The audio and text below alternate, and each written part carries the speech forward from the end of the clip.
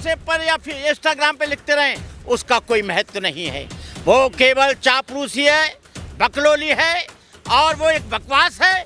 उनको चाहिए था जहां पर लोग आए थे पूरे देश के, उनके सामने कहना चाहिए था बीएसपी किसी की बपौती जागीरदारी नहीं है, किसी के घर की संपत्ति नहीं है। ये बीएसपी हमारे खून पसीने से सींची गई है। इसकी बुनियाद में बहुत से लोग भूखे रहे हैं, बहुत से लोग इसकी बीएसपी के पीछे बर्बाद और तबाह हो गए। उनकी औलादें तबाह हो गई हैं, उनकी पत्नियां मर गई हैं, टीवी होकर लोग मर गए बीएसपी का प्रचार करते हुए, क्योंकि वो भूखे रहते। लेकिन मुझे भीड़ देखकर कोई खुशी नहीं हुई। भीड़ तो भेड़ों की भी होती है। ये अपनी संपत्ति बचाने के लिए परेशान है, ईडी से परेशान है, सीबीआई से परेशान है। अब ये समाज जाए तो जाए कहां, तुम बताओ? क्योंकि तुम उस मंच से बोलोगी नहीं। आप योगी की प्रशंसा करोगी, महिमा मंडित करोगी, बीजेपी को महिमा मंडित करेंगी, और हम फिर बोल रहे हैं कि हम बहुजन समाज के चिंतन का, अंबेडकरवादी विचारधारा की जो भी पार्टी होगी, हम उसे सपोर्ट करेंगे। ये नेता अपने भतीजों को चमकाएंगे, अपने भाई को चमचाएंगे, और इनके भाइयों को जाना चाहिए, इसके भतीजे को जाना चाहिए। जहाँ पर जुल्म होता है, अत्याचार होता है, अन्याय होता है, व्यभिचार होता है, बलात्कार होता है, चोरी होती है, डकैती होती है, कत्ल होते हैं, लेकिन ये लोग एसी में बैठकर। क्रांतिकारी नमो बुधाय, जय भीम, जय भारत, जय संविधान। मैं रमनुजरन और आप देख रहे हैं अध्यात्म पावर। दोस्तों, आज हम बात करेंगे बहुजन समाज पार्टी को लेकर। सवाल पहला यह कि क्या बहुजन समाज पार्टी या वही बहुजन समाज पार्टी है जो मान्यवर कांशीराम साहब ने खून पसीने एक करके उस बहुजन समाज पार्टी को बनाया था। वो बहुजन समाज पार्टी जिसे मान्यवर कांशीराम साहब कहते थे कि यह बहुजन समाज पार्टी कोई राजनीतिक पार्टी नहीं बल्कि बहुजन मिशन मूवमेंट है। लेकिन साथियों, जिस तरह से बहुजन समाज पार्टी आज कार्य कर रही है, क्या आपको लगता है कि यह वही बहुजन समाज पार्टी है जो मान्यवर कांशीराम साहब ने बनाई थी? सवाल बनता है साथियों, क्योंकि जो बहुजन समाज पार्टी बाबा साहब डॉक्टर भीमराव अंबेडकर के मिशन को पूरा करने के लिए दृढ़ संकल्पित थी, आज बहुजन समाज पार्टी मनवाद के खिलाफ चुप क्यों है?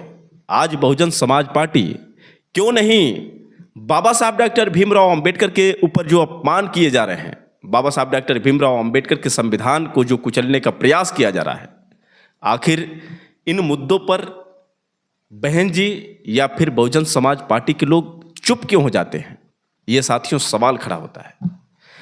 जो बसपा यानी बहुजन समाज पार्टी बाबा साहब डॉक्टर भीमराव अंबेडकर के मिशन को, उनके कार्यों को आगे ले जा रही थी, आखिर क्या वजह है कि बहुजन समाज पार्टी मनवाद के खिलाफ न होकर आज उसके साथ खड़ी है? दोस्तों, कुछ दिन पहले यानी दिवाली के दिन बहन कुमारी मायावती ने दिवाली की शुभकामनाएं दी। उन्होंने लिखा अपने पोस्ट में कि आप सभी को दिवाली की हार्दिक शुभकामनाएं।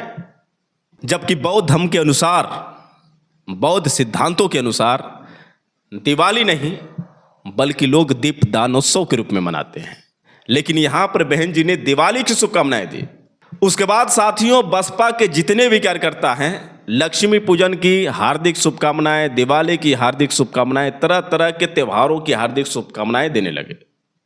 अब तो भैया छठ आने वाला है, छठ पूजा पर भी हार्दिक शुभकामनाएं देखने को मिलेंगी, नवरात्रि पर भी हार्दिक शुभकामनाएं देखने को मिलेंगी। जो बाबा साहब डॉक्टर भीमराव अंबेडकर पूरी जिंदगी भर हिंदू धर्म की आलोचना करते रहे, उन्होंने कहा कि मैं हिंदू धर्म में पैदा हुआ, ये मेरे बस की बात नहीं थी, लेकिन मैं हिंदू धर्म में मरूंगा नहीं, ये मेरे बस की बात है। बाबा साहब डॉक्टर भीमराव अंबेडकर ने 22 प्रतिज्ञाएं ली, जिसमें से उन्होंने ये कहा कि मैं ब्रह्मा विष्णु महेश को भगवान नहीं मानता हूं, न मैं इनकी पूजा करूंगा। हिंदू धर्म छोड़ना गुलामी की जंजीर तोड़ने के बराबर है। हिंदू धर्म के जो देवी देवता हैं वो तुम्हारे पूर्वजों के हत्यारे हैं। बाबा साहब डॉक्टर भीमराव अंबेडकर ने ये साफ साफ बहुजनों को कह दिया कि मेरा मिशन यही है कि आप सब हिंदू धर्म को छोड़ें और हिंदू धर्म छोड़कर बौद्ध धर्म अपनाएं। और इसीलिए बाबा साहब डॉक्टर भीमराव अंबेडकर ने 14 अक्टूबर 1956 को लगभग 4 लाख अनुयायियों के साथ बौद्ध धर्म अपनाया था। दोस्तों, बाबा साहब डॉक्टर भीमराव अंबेडकर का जो सपना, जो हम नारे में लगाते हैं कि बाबा तेरा मिशन अधूरा हम सब मिलकर करेंगे पूरा, वो नारे कहाँ गए?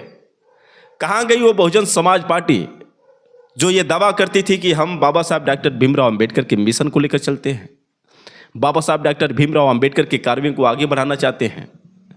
कहाँ गई वो बहुजन समाज पार्टी जो कभी ये कहा करती थी कि तिलक, तराजू और तलवार इनको मारो जूते चार?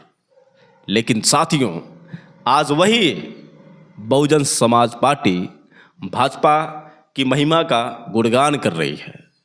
आपने 9 अक्टूबर को देखा कि बहन कुमारी मायावती ने पहले ही योगी सरकार को हार्दिक आभार व्यक्त किया। उसके बाद साथियों, मैं आपको बता दूं कि लगातार भीम आर्मी के जितने भी सदस्य हैं इस बात से लेकर काफ़ी नाराज दिखे, क्योंकि जो रैली थी उस रैली में सिर्फ बहुजन समाज पार्टी के लोग नहीं बल्कि भीम आर्मी आज़ाद समाज पार्टी के लोग भी पहुंचे थे। लेकिन वहां पर जिस तरह से बहन कुमारी मायावती ने मनुवाद के खिलाफ चुप्पी साधी, इससे कहीं ना कहीं जितने भी भीम आर्मी और आज़ाद समाज पार्टी के लोग थे वो भड़क गए।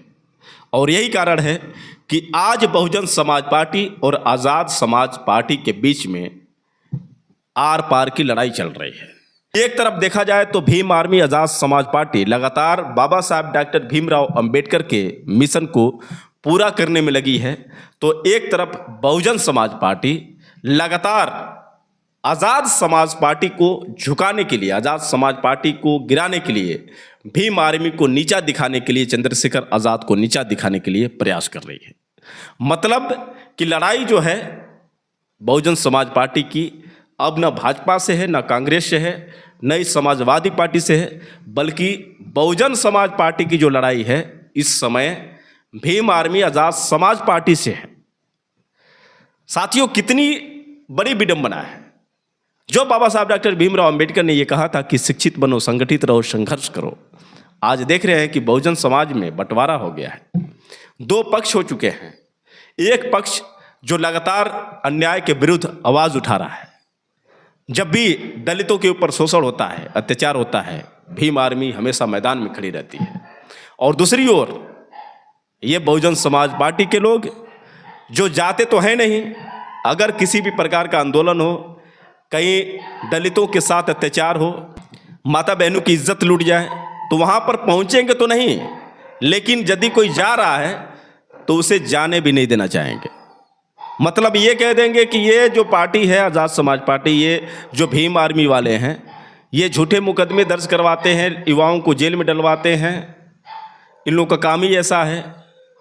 तो भैया आप लोग तो जाओगे नहीं, ये तो तय है। आप लोगों को मुकदमे से डर लगता है, आप लोगों को आंदोलन से डर लगता है, तो आप लोग तो पहले ही अलर्ट हो, आप तो जाओगे नहीं। ये लिखित में आप सबको देता हूँ कि बहुजन समाज पार्टी के लोग नहीं जाएंगे। भाई क्यों जाएंगे? उनको जेल में थोड़ी जाना है, भाई समझदार आदमी हैं, वो जाएंगे, उनके ऊपर FIR दर्ज हो जाएगी, वो कहाँ जाने वाले हैं? ये भीम आर्मी वाले जाएंगे। इनके ऊपर इतना सारा क्लेम है कि ये लोग गुंडे हैं, ये लोग जो भी हैं झूठे FIR इन पर लगते हैं। इसके बावजूद भी भीम आर्मी वाले वहाँ पर पहुँचते हैं। पता है क्यों? क्योंकि उन्हें अपनी ज़िंदगी प्यारी नहीं नज़र आती है, उन्हें अपनी माता बहन की इज्जत प्यारी नज़र आती है। क्योंकि सनी देओल का एक डायलॉग मुझे हमेशा याद आता है कि अगर माँ की इज्जत लूट रही हो तो बेटा बाप से परमिशन लेगा। यही बात है साथियों की, क्या जब बहुजन बेटियों पर अत्याचार होगा, हमारे दलित भाइयों के साथ अत्याचार होगा, तो फिर हम चुप रहेंगे, मौन रहेंगे, हम तमाशा देखेंगे? और इसलिए नहीं जाएंगे क्योंकि हम पर मुकदमे लग जाएंगे, हमें जेल में डाल दिया जाएगा। गजब के लोग हैं भैया, ये तो खुद जाते नहीं हैं, दूसरों को जाने भी नहीं देते हैं। और इस समय आप देख रहे हैं कि लगातार किस तरह से चंद्रशेखर आज़ाद को नीचा गिराने के लिए, चंद्रशेखर आज़ाद को झुकाने के लिए कितने प्रयास किए जा रहे हैं। साथियों, सिर्फ मैं नहीं बल्कि बहुत सारे लोग 9 अक्टूबर की रैली पर नाराज हुए। बहुत सारे लोग काफी उत्साहित थे। मैं बात कर रहा हूं साथियों करुणाकरण भंते जी की, जो मुख्य रूप से बसपाई हैं, जो बहुजन समाज पार्टी से बहुत पहले से जुड़े हुए हैं। आजकल के जो बहुजन समाज पार्टी में ये भरे हुए हैं, जो कुछ भी कहो हाँ हाँ ठीक है ठीक है ठीक है, इनकी उतनी उम्र नहीं है जितना का इनको अनुभव है। करुणाकरण भंते जी जो भी 9 अक्टूबर को रैली में गए होंगे, उन्होंने देखा होगा, वो स्पीच भी दी है, मैंने पिछले वीडियो में दिखाया भी है। और वो बात कर रहे थे बहुजन समाज पार्टी की, समर्थन कर रहे थे। वो बोल रहे थे कि सभी दलों को मिलकर बहुजन समाज पार्टी में सम्मिलित होना चाहिए, बहुजन समाज पार्टी को आगे बढ़ाना चाहिए। लेकिन क्या हुआ, अचानक में जो भंते जी नाराज हो गए। क्यों भंते जी मायावती पर गुस्सा हो गए? क्योंकि उन्होंने इस बात को कहा कि मैं मानता बहन जी को, जब वो CGI BR गवई के ऊपर जो जूता चलाया गया उसको लेकर बात करते। मैं मानता बहन जी को जब वो दलितों पर हो रहे अत्याचार को लेकर बात करती, दलित बेटियों पर हो रहे अत्याचार को लेकर बात करती, संविधान के खिलाफ जितने भी लोग बात कर रहे हैं, संविधान को कुचलने का जो प्रयास कर रहे हैं, इन मनुवादियों के खिलाफ वो बात करती। लेकिन नहीं, बहन जी को CBI से डर लग रही है। बहन जी को ये डर लग रहा है कि कहीं भाजपा सरकार एक्शन न ले ले। आखिर और क्या कहा भंते करुणाकरण जी ने, जरा आप भी सुनिए, उसके बाद हम सीधे आपसे बात कर रहे हैं। 9 तारीख की रैली में से वापस आया हूँ। रैली को देखकर बहुत अच्छा लगा, भीड़ बहुत थी, अपने रिकॉर्ड को भी तोड़ दिया। लेकिन भीड़ को जो संदेश जाना चाहिए वो संदेश भीड़ को नहीं गया। बहन मायावती ने बहुजन महापुरुषों के सम्मान देने का बहुत बड़ा काम किया, इसमें भी दो राय नहीं है। उन्होंने बहुजन समाज के प्रेरणा स्थल बनाए, इसमें भी सवाल नहीं है।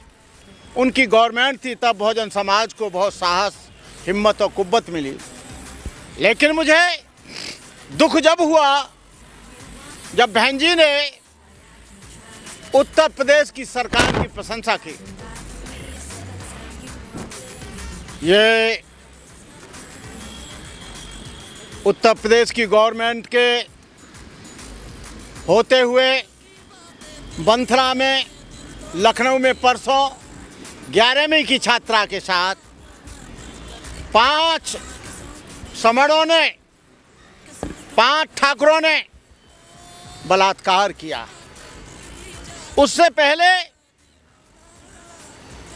एक हरियाणा के IPS अधिकारी IG रैंक को जातिवाद के कारण अपनी आत्महत्या करनी पड़ी है। एक व्यक्ति जो IPS था उसका इतना उत्पीड़न किया गया, मिनिस्ट्री से लेकर, सचिव से लेकर, DGP से लेकर, DIG से लेकर, कि उस व्यक्ति को आत्महत्या करनी पड़ी। लेकिन मैं इस बात से मुतमिन नहीं, उस आदमी को हत्या नहीं करनी चाहिए थी। यदि मरना ही था तो पहले अपने डिपार्टमेंट से, अपने लिए पहले से उसे हथियार लेना चाहिए था और जुल्मियों को उसे साफ करना चाहिए था। CGI पे जो हमला हुआ है उसको कैसे देखते? ये CGI पर जो हमला हुआ है ये जातिवाद से पूरा का पूरा प्रेरित है। इसमें मोदी जी का हाथ है, इसमें RSS का हाथ है। इसमें मोदी RSS का इसलिए हाथ है क्योंकि वो आदमी जिसने हमला किया, राजकिशोर ने, वो बहुत दिन से घुटन्ना पहनकर RSS की ट्रेनिंग लेकर उसको बताया गया कि तू जो CGI बना है शेड्यूल कास्ट का, तुम उस पर जूता फेंकना और इन दलित लोगों को, बहुजन समाज के लोगों को ये बताना है कि जो तुम्हारा देश का न्याय देता है, फांसी देने का, आजीवन कारावास का, हम उसको भी जूता से पीट सकते हैं, उसके ऊपर भी जूता फेंक सकते हैं। ये सब मनुवादियों की चाल है। वो तो कह रहे हैं कि फिर मारेंगे। हाँ, फिर मारेंगे, हमेशा मारेंगे जब तक ये समाज बागी नहीं होता है। निग्रोज लोगों पर जुल्म हुआ, निग्रोज लोगों के बारे में इब्राहिम लिंकन ने कहा था, you can fool some people for all time and all people some time, but you can not fool the all some time. आप कुछ लोगों को कुछ समय के लिए, ये राजनीतिक लोग बेवकूफ़ बना सकते हैं, लेकिन हमेशा के लिए नहीं। आज चिंगारी उठ रही है, बेरोजगारी की चिंगारी उठ रही है, जातिवाद की चिंगारी उठ रही है, जुल्म की चिंगारी उठ रही है, अशिक्षा की चिंगारी उठ रही है, स्वास्थ्यों की चिंगारी उठ रही है। आज इस देश में 50 करोड़ लोग, 50 करोड़ नौजवान बिना रोजगार के घूम रहा है। यहाँ पर बेटी बचाओ बेटी पढ़ाओ, ये नारा झूठ साबित हुआ।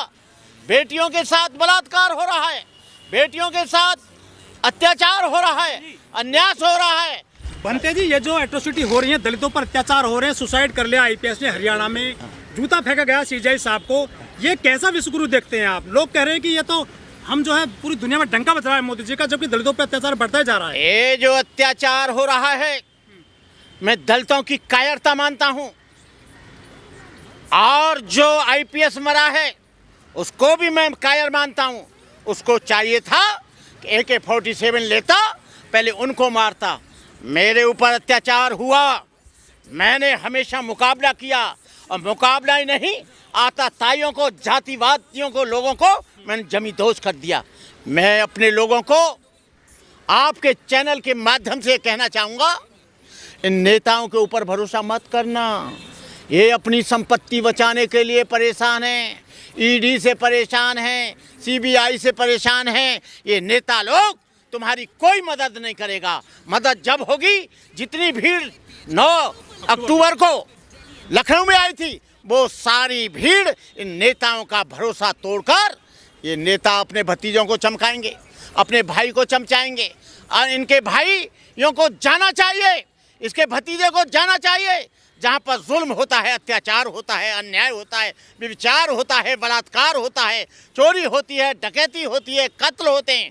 लेकिन ये लोग एसी में बैठकर, अभी मेरा मुंह नहीं खुल रहा है, बहन जी को चाहिए था कि वो लखनऊ के मंच से ये कहती कि सीजीआई के, अब वो भले ही ट्वीट देती रहें, अब भले ही वो कोई भी व्हाट्सएप पर या फिर इंस्टाग्राम पे लिखते रहें, उसका कोई महत्व नहीं है।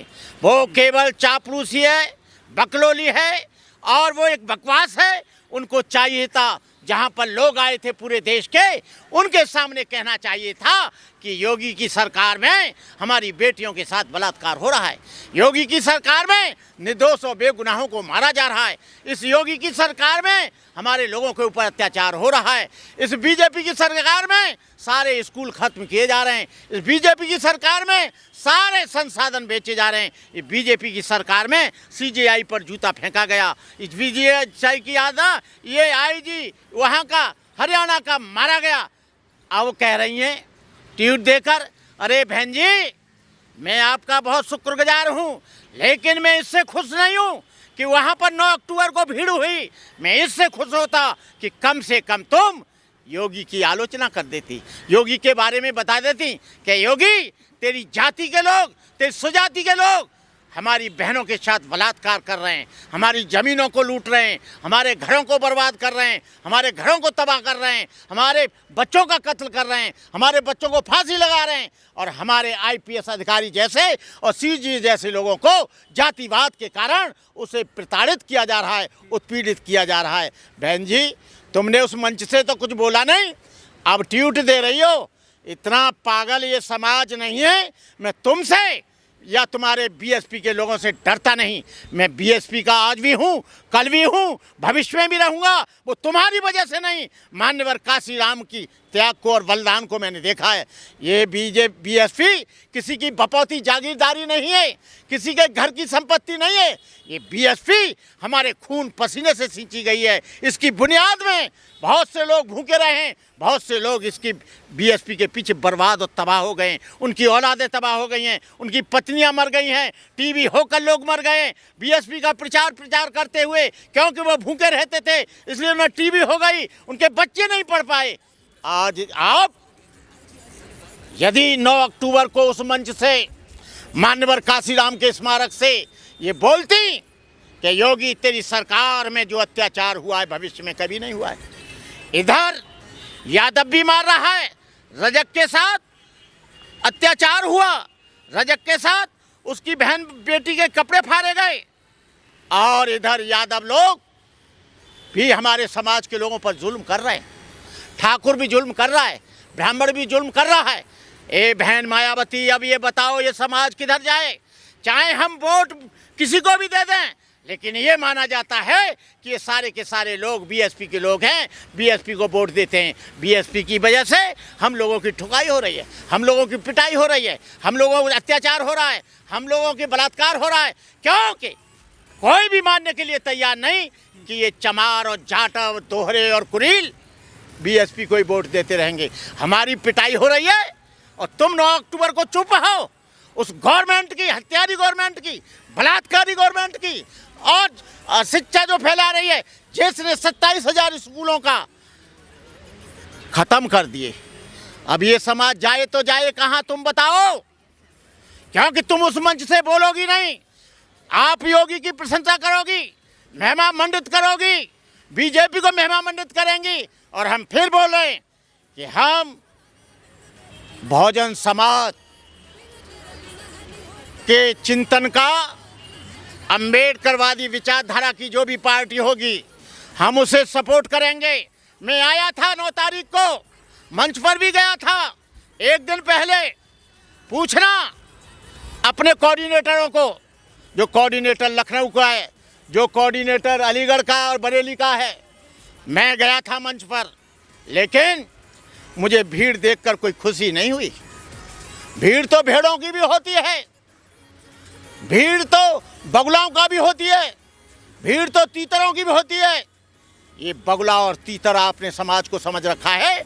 आप उस मंच से दहाड़ थी कि योगी तेरी गवर्नमेंट में, बीजेपी की गवर्नमेंट में एक आईजी पद के व्यक्ति को, जो आईपीएस था, उसको आत्महत्या क्यों करनी पड़ी? सीजीआई के ऊपर जूता क्यों फेंका गया? ये बंथरा में बलात्कार क्यों हुआ? रजक लड़की के साथ नंगा क्यों किया गया? आपको जाटवों के साथ अत्याचार क्यों किया गया? जाटवों को तुम्हारी रैली में से अभी लौट कर गए थे, किसी की आंख फोड़ दी, किसी के हाथ तोड़ दिए, किसी की टांग तोड़ दी। उन्होंने कहा कि कहाँ से आ रहे हो? हम बीएसपी की रैली में से आ रहे। अबे साले हो, बीएसपी की रैली में जाते हो? ये बीएसपी की रैली में आ रहे हैं, बीएसपी की रैली के साथ काम कर रहे हैं, बीएसपी को आगे बढ़ा रहे हैं, लेकिन तुम चुप हो, और ये तुम्हारी चुप्पी अब इस समाज को बर्दाश्त नहीं। इन्हीं शब्दों के साथ मैं अपनी बात समाप्त करता हूं, और मैं लोगों से कहूंगा कि आप अपने हक और हकूक़ की लड़ाई लड़ते रहो। तो दोस्तों, आपने सुना किस तरह से करुणाकरण भंतेश जी ने साफ साफ बहन कुमारी मायावती को लेकर ये बात कह दी। उन्होंने ये कहा कि जो भतीजा इनका है आकाश आनंद, अच्छा होता तब जब महिलाओं के साथ अत्याचार होता है, दलितों के साथ अत्याचार होता है, जाता, लेकिन इनको तो एसी का मजा लेना है, ये लोग क्यों जाएंगे भाई? और उन्होंने ये भी कहा कि बहुजन समाज पार्टी किसी की बपौती नहीं है, बसपा किसी की बपौती नहीं है। ये बसपा को आगे बढ़ाने के लिए कितने लोगों ने अपनी जान की भी कुर्बानी कर दी। मतलब ये जो अपनी पूरी जिंदगी बहुजन समाज पार्टी में गुजार दिया है, और वह बहुजन समाज पार्टी अपने मार्ग को भूलकर किसी का गुलाम बन जाए, तो फिर आप पर क्या गुजरेगी करुणाकरण सिंह से ज़्यादा कौन जानता होगा। और यही आक्रोश करुणाकरण सिंह का जो साफ दर्शाता है कि किस तरह से बहुजन समाज पार्टी वो विचारधारा से बिल्कुल अलग हो चुकी है। तो दोस्तों, ये समझदार के लिए इशारा काफ़ी है। आखिर कब तक बहन जी जो कहेंगे सो वही हम सुनेंगे। बहन जी का हम सम्मान करते हैं, बहन जी के उस काम को हम भूल नहीं सकते हैं जो उन्होंने किया, लेकिन वो तब किया जब मान्यवर कांशीराम साहब थे। जब तक मान्यवर कांशीराम साहब थे तब तक बहुजन समाज पार्टी वास्तव में बाबा साहब डॉक्टर भीमराव अंबेडकर के विचारों पर चलने वाली पार्टी थी। बाबा साहब डॉक्टर भीमराव अंबेडकर के कार्यों को आगे बढ़ा रहे थे। लेकिन जैसे ही मान्यवर कांशीराम साहब हमें छोड़कर चले गए, बहुजन समाज पार्टी अपनी विचारधारा से बदल गई। बहुजन हिताय बहुजन सुखाय का नारा लगाने वाली बहुजन समाज पार्टी आज सर्वजन हिताय सर्वजन सुखाय की बात कर रही है। बाबा साहब डॉक्टर भीमराव अंबेडकर के सिद्धांत पर चलने वाली, मनुवादियों के खिलाफ चलने वाली बहुजन समाज पार्टी आज दिवाली की शुभकामनाएं दे रही है। अब इसी से आप अंदाजा लगा सकते हैं कि मनुवाद की किस तरह से गुलाम होती जा रही है बहुजन समाज पार्टी। ये काफ़ी निराशाजनक है, क्योंकि हम भी बहुजन हैं, हमें भी बहुजन समाज पार्टी पसंद है। लेकिन जिस तरह से ये बहुजन समाज पार्टी के जो कुछ लोग हैं और जिस तरह से ये बहुजन समाज पार्टी को चला रहे हैं, कहीं ना कहीं ये जो बहुजनों के दिल में चोट पहुंची है, क्योंकि इन्हें ये दिखाई नहीं दे रहा है कि हमारी माता बहनों के साथ अत्याचार हो रहे हैं। इन्हें ये नहीं दिखाई दे रहा है कि दलितों के साथ किस तरह से उत्पीड़न किए जा रहे हैं।